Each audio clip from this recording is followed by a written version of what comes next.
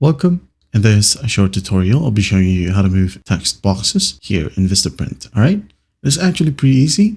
Let's just go ahead and open up a project. Okay, right here at the top right. Maybe just a simple business card project right here. This one. I'm going to go ahead and click on Edit. Wait for it to load.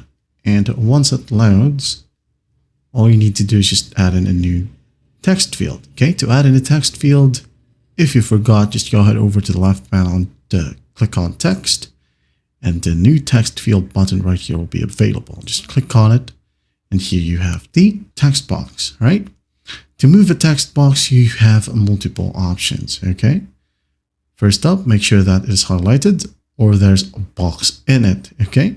Now to move it, just click and hold on the left mouse button. Click and hold and move it wherever you want. Okay, for example, right here. I'm going to go ahead and click on it and make sure that the text box right here is available.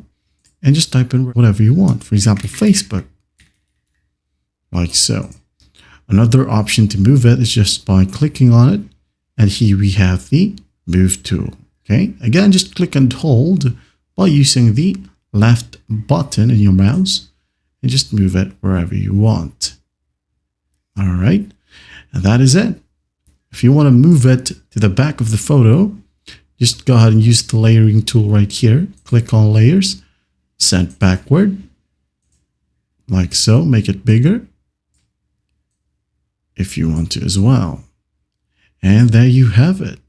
That's how you move text boxes here in Vistaprint. Well, I hope this video helps, and I'll see you in the next one.